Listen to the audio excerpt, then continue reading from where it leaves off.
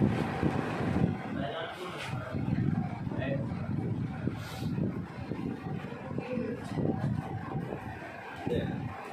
वाले क्वेश्चन में हम देखेंगे धारावाही कुंडली रहेगी और धारावाही कुंडली की हमें अक्ष पर किसकी गणना देखनी है, चुंबकीय क्षेत्र की तीव्रता की गणना करनी है। धारावाही कुंडली के अक्ष पर चुंबकीय क्षेत्र की तीव्रता की गणना। तो इस वाले क्वेश्चन में सबसे पहले आपको डायग्राम याद कर लेना है और डायग्राम में से बाहर का निकाल लिया गया है, ये त्रिभुज निकाल लिया गया। इस वाले बिंदु को हमने यहाँ पर सी से प्रदर्शित किया है। ये वाला बिंदु यहाँ पर ओ हो जाएगा और ये वाला बिंदु यहाँ पर कौन सा हो जाएगा, पी। तो यहाँ से सी ओ पी को बाहर निकाल करके साइन फाई बराबर लंब बटे कहीं की वैल्यू रख करके किसका मान निकाल लिया है, साइन फाई का। साइन फाई बराबर क्या हो जाएगा, स्मॉल आर बटे पाई। अब इसमें यदि हम पाइथागोरस प्रमेय लगाएंगे तो tan का वर्ग बराबर लंब का वर्ग धन क्या हो जाएगा, आधार का वर्ग हो जाएगा। पाई की वैल्यू बनाएंगे तो पाई स्क्वायर बराबर आर स्क्वायर प्लस में क्या हो जाएगा, एक्स स्क्वायर। और इस साइड से स्क्वायर हटाएंगे, इस साइड क्या लगा देंगे, अंडर रूट। और अंडर रूट की वैल्यू क्या होती है, 1/2। तो इसके ऊपर अंडर रूट का चिन्ह ना लगा करके कितना रख दिया गया है, 1/2 रख दिया गया है। तो सबसे पहले हमें इसमें क्या करना है, डायग्राम को याद कर लेना है, डायग्राम का नामांकन देख लेना है। उसके बाद इसमें से त्रिभुज सी ओ पी इसको बाहर निकाल करके इसकी सहायता से साइन फाई जिसकी वैल्यू हमें आगे रखनी पड़ेगी और स्मॉल बाई इसके भी मान की आगे हमें आवश्यकता होगी, इसको निकाल लेंगे। अब डायग्राम में आप देख रहे हैं, सबसे पहले यदि आप डायग्राम को देखें तो हम किसका उपयोग कर रहे हैं, धारावाही कुंडली का उपयोग कर रहे हैं। किसका उपयोग कर रहे हैं, धारावाही कुंडली का उपयोग कर रहे हैं। तो ये आपकी क्या बनी हुई है, धारावाही कुंडली बनी हुई है। ये क्या हो जाएगी, धारावाही कुंडली हो जाएगी। तो इसे हम लिखेंगे, माना केंद्र ओ तथा स्मॉल आर त्रिज्या की जो कुंडली बनाई गई है इसका केंद्र कितना हो जाएगा, ओ, और इसकी त्रिज्या कितनी हो जाएगी, स्मॉल आर। तो माना केंद्र ओ तथा स्मॉल आर त्रिज्या की क्या हो जाएगी, एक धारावाही कुंडली है। क्या हो जाएगी, धारावाही कुंडली है। इस कुंडली में हमने क्या किया, आई एम्पियर की धारा प्रवाहित की।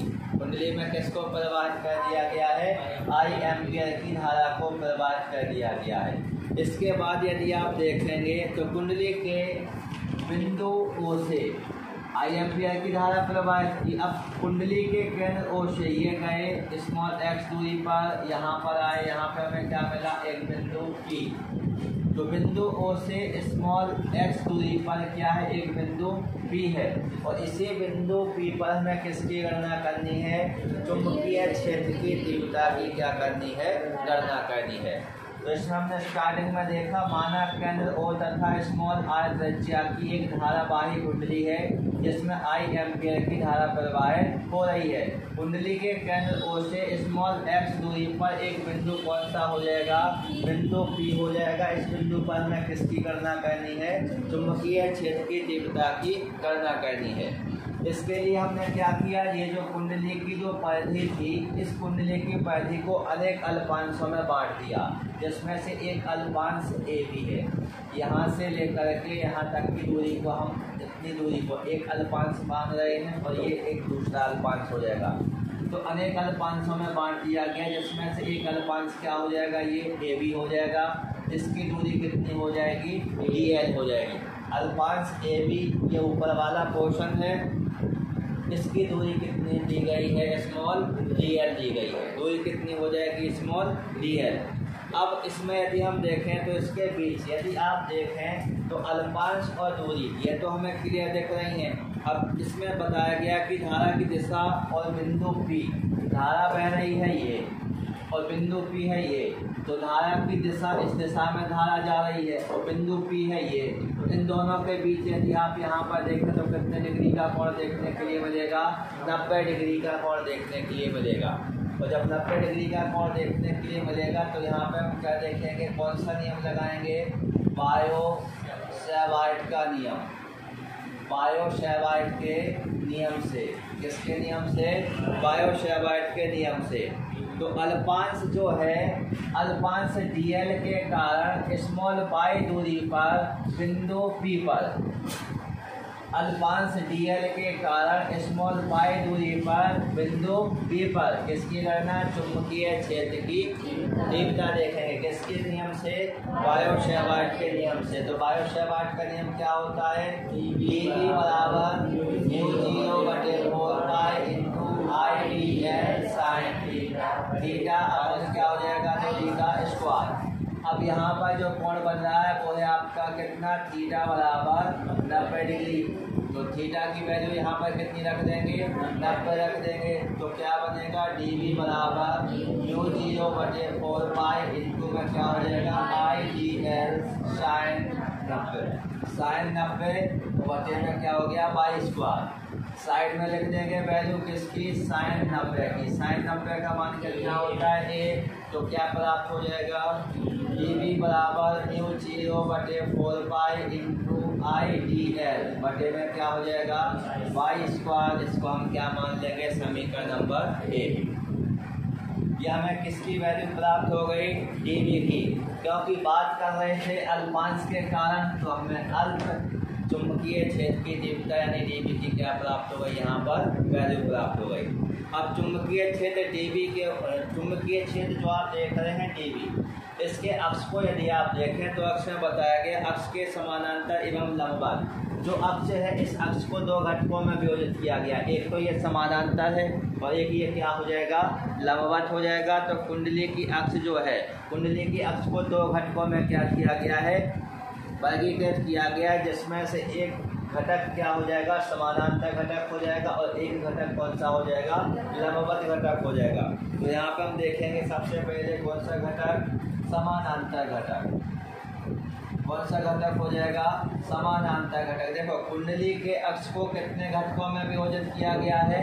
दो घटकों में। हम देख रहे हैं अल्पांश dl, अल्पांश AB के कारण और dl दूरी के कारण। तो हम देखेंगे कौन सा घटक? एक समानांतर घटक, ये हो जाएगा आपका dV साइन फाई, और एक हो जाएगा लंबवत घटक dV कॉस फाई।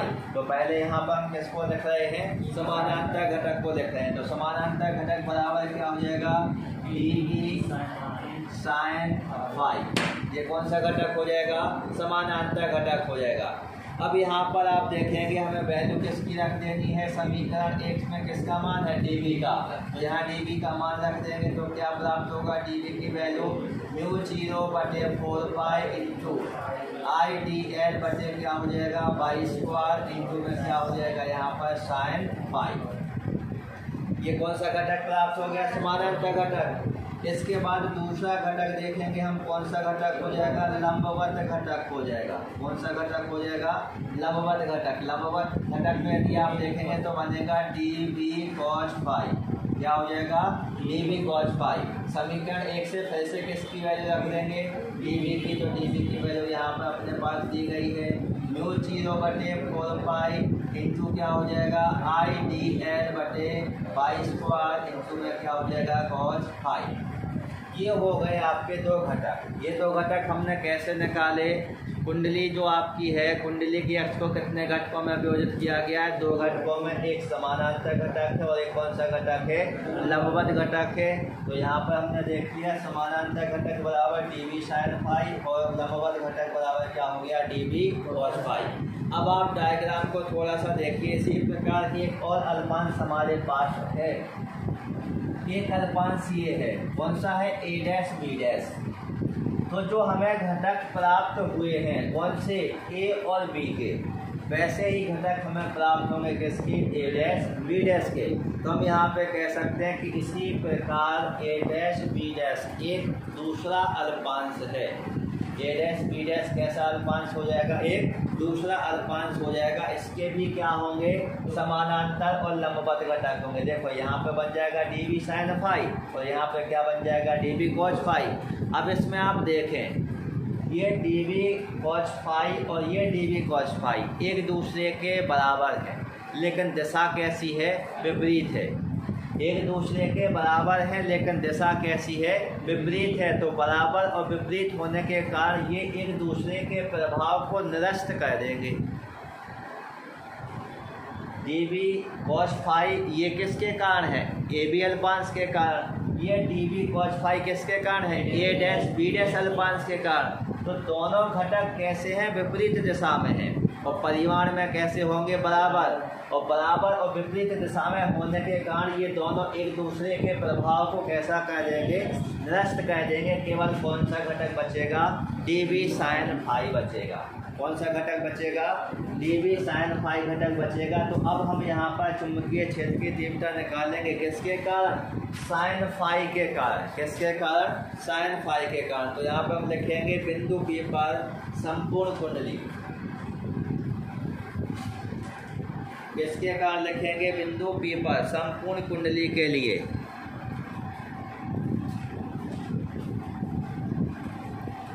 तो यहाँ पर उपयोग कर लेते हैं। सबसे पहले हम बिंदु P पर संपूर्ण कुंडली के लिए, संपूर्ण कुंडली के लिए किसकी गणना करनी है, चुंबकीय क्षेत्र की तीव्रता। बिंदु P पर संपूर्ण कुंडली के लिए किसकी गणना करनी है, चुंबकीय क्षेत्र की तीव्रता। तो क्या बनेगा, B बराबर घटक केवल यहाँ पर कौन सा बचा हुआ था आपका, dv sin फाई बचा हुआ था। कौन सा बचा हुआ था, dv sin फाई। तो यदि हम यहाँ पर क्या लिखते हैं, dv sin फाई लिखते हैं, तो ये तो हो गया समानांतर घटक। और हम बात कर रहे हैं किसके लिए, संपूर्ण कुंडली के लिए। तो इसके साथ किसका गुणा कर देंगे, सिग्मा का। किसका गुणा कर देंगे, सिग्मा का गुणा कर देंगे। अब रखेंगे वैल्यू यहाँ पर, b का b हो गया, सिग्मा का सिग्मा हो गया। अब यहाँ पर क्या दिया गया अपने पास, dv की वैल्यू कहाँ से उठा कर रख देंगे, समीकरण 1 से। तो समीकरण 1 में क्या दिया गया था, μ0/4 इंटू आई डी एल बटे क्या हो गया, पाई स्क्वायर इंटू में क्या हो जाएगा यहाँ पर आपका साइन फाई। इतनी बात समझ में आ गई। इसके बाद हमारा क्या रहेगा, b का b μ0/4 पाई का μ0/4 पाई। अब इसमें से यदि आप इसको देखें तो आई साइन फाई बटे बाई स्क्वायर ये हो गया। अब यहाँ से क्या बचा, सिग्मा, यहाँ से क्या बचा, dl। तो यहाँ क्या लिखेंगे, सिग्मा dl। सिग्मा dl क्या था, एक अल्पांश, और सिग्मा माने संपूर्ण कुंडली, और संपूर्ण कुंडली माने वृत्त की परिधि। तो क्या हो जाएगा, 2πr। तो यहाँ पर इसकी वैल्यू कितनी रख देंगे, सिग्मा dl की 2πr रख देंगे। तो क्या प्राप्त हो जाएगा, b बराबर μ0/4 पाई इंटू आई बटे बाई स्क्वायर इंटू में क्या लिख दिया हमने यहाँ पर, साइन फाई का साइन फाई। सिग्मा dl की वैल्यू क्या हो गई, 2πr। सिग्मा dl की वैल्यू कितनी हो गई आपकी, 2πr। अब इसके बाद अब हमें करना है व्यवस्थित। हम पहले से ही इस त्रिभुज को देख रहे हैं COP वाले को। उस COP वाले त्रिभुज को आपको स्टार्टिंग में बता दिया गया था, जिसमें आपको बताया गया था किसकी वैल्यू के बारे में, साइन फाई की वैल्यू के बारे में। साइन फाई की वैल्यू क्या होती है, r/पाई। स्टार्टिंग में आपको बता दिया गया था। तो यहाँ पे हम लिख सकते हैं साइड में क्या, साइन फाई बराबर क्या, r/पाई। तो वैल्यू को रखेंगे, b बराबर क्या हो जाएगा, μ0/4 पाई इंटू में क्या हो जाएगा, i/बाई स्क्वायर इंटू में साइन फाई का मान क्या रख देंगे, r/बाई इंटू में क्या है आपका 2πr। ये वैल्यू हमारी हो जाएगी। इसके बाद यदि आप देखें तो जो बाई दिया गया, इस बाई की क्या रख देंगे, हम वैल्यू रख देंगे। बाई की क्या रख देंगे, वैल्यू रख देंगे, और ऊपर वाले स्टेप को अपन व्यवस्थित करके यहाँ पर लिख देंगे। तो b बराबर क्या हो गया, μ0/4 पाई इंटू ये 2 हो गए, ये पाई हो गया, ये r स्क्वायर हो गया, और ये क्या हो गया, i। 2 पाई और ये आर स्क्वायर और ये आई, और बटे में क्या है वाई स्क्वायर, और यहाँ पर किसकी वैल्यू रख देंगे हम वाई, और ये दोनों मिल करके कितने बन जाएंगे आपके वाई क्यूब। इन दोनों का गुणा कर देंगे तो क्या बन जाएगा वाई क्यूब बन जाएगा। इसके बाद यदि हम देखेंगे, इसके बाद यदि हम देखेंगे इन दोनों का क्या कर दिया गया है गुणा, वाई स्क्वायर इंटू वाई बराबर क्या हो गया वाई क्यूब। अब यहाँ पर हमें क्या करना है वाई क्यूब का मान रख देना है, तो बी का बी रहेगा, म्यू जीरो का म्यू जीरो बटे 4 पाई का 4 पाई इंटू में क्या हो गया 2 पाई, 2 पाई से 4 पाई काट देंगे आगे के स्टेप में, आर स्क्वायर इंटू क्या हो गया आई, बटे में वाई की वैल्यू क्या है आपकी आर स्क्वायर प्लस के एक्स स्क्वायर का होल 1/2, और इसके ऊपर भी हमें क्या लगाना है होल क्यूब, तो इसके ऊपर भी क्या हो जाएगा आपका होल क्यूब, अब साइड में करते चलेंगे। तो यहाँ पर क्या बनेगा बी बराबर, यहाँ पर देखो क्या आ जाएगा म्यू जीरो बटे 4 पाई, म्यू जीरो बटे 4 pi into 2 pi R square I, बटे में क्या हो जाएगा इसका अंदर क्या हो जाएगा गुणा, तो क्या बन जाएगा r square plus x square का होल 3y2, ये निकल आएगी किसकी वैल्यू बी की वैल्यू।